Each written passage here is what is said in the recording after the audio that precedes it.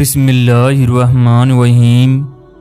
دوستو، دنیا کا چاہے کوئی غریب ہو یا امیر ہو، ہر ایک کی اللہ کے گھر میں جانے کی خواہش ہے۔ خواتین و حضرات، اللہ کے گھر میں جانے کے لیے پیسوں کی نہیں بلکہ اللہ کے بلاوے کی ضرورت ہوتی ہے۔ اسلام آباد میں ایک مولوی صاحب جو کہ انتہائی غریب تھے، انہیں اللہ کا گھر دیکھنے کا بڑا اشتیاق تھا۔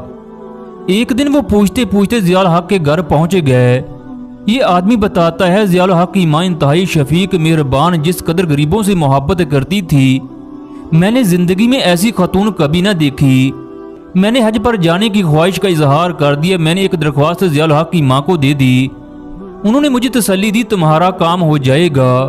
ضیاء الحق اپنی ماں کی بات کبھی بھی نہیں ٹالتے تھے۔ میں درخواست دے کر گھر چلا گیا۔ کچھ دنوں بعد مجھے اطلاع موصول ہوئی کہ آپ کو اور آپ کی بیوی کو حکومت پاکستان نے حج پر بھیجنے کے لیے نامزد کر لیا ہے۔ میں اور میری بیوی حج پر چلے گئے۔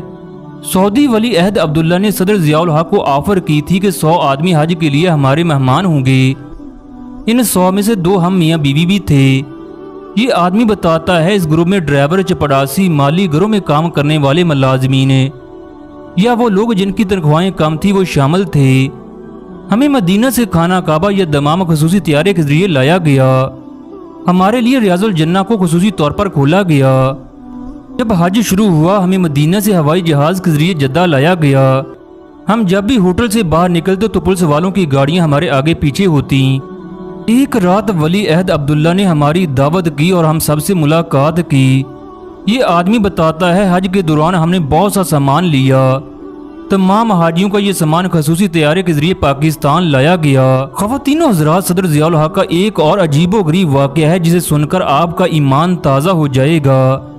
ایک دفعہ جنرل ضیاء الحق ہیلی کاپٹر کے ذریعے پشاور جا رہے تھے۔ راستے میں طوفان آیا جس کی وجہ سے پائلٹ نے ہیلی کاپٹر کو نیچے اتار لیا۔ ضیاء الحق اس وقت سول کپڑوں میں تھے۔ جھونپڑی کے نیچے ایک بوڑھا شخص بیٹھا تھا۔ ضیاء الحق نے سلام کرنے کے بعد کہا، بابا جی کیا میں یہاں نماز پڑھ لوں؟ بابا جی نے کہا، بیٹا پڑھ لو۔ نماز پڑھنے کے بعد ضیاء الحق بابے سے مخاطب ہوئے، میرے لائق کوئی خدمت ہے تو بتائیں۔ بابا جی کو جب پتا چلا کہ اس سے بات کرنے والا صدر پاکستان ہے تو اس کی آنکھوں میں آنسو آ گئے۔ اس نے روتے ہوئے بتایا کہ وہ وزیر اعلیٰ سرحد کا چپڑاسی تھا، اب وہ ریٹائر ہو چکا ہے۔ وہ حج کی درخواست لے کر جب وزیر اعلیٰ کے پاس گیا تو اس نے دھکے مار کر باہر نکال دیا۔ اگر آپ میرے لیے کچھ کرنا ہی چاہتے ہیں تو مجھے حج پر بھیج دیں۔ ضیاء الحق نے بابا جی کی بات سن کر کہا، آپ کی اہلیہ زندہ ہیں؟ بابا جی نے کہا، جی زندہ ہیں۔ ضیاء الحق نے کہا، آپ اکیلے حج پر کیوں جا رہے ہیں؟ اپنی بیوی کو بھی ساتھ لیتے جائیں جس نے زندگی بھر آپ کا ساتھ دیا۔ پھر جنرل ضیاء الحق کہنے لگے، بابا جی آپ مجھ تک نہیں پہنچ سکتے تھے، اللہ میاں نے مجھے کان پکڑ کر آپ کے پاس بھیج دیا۔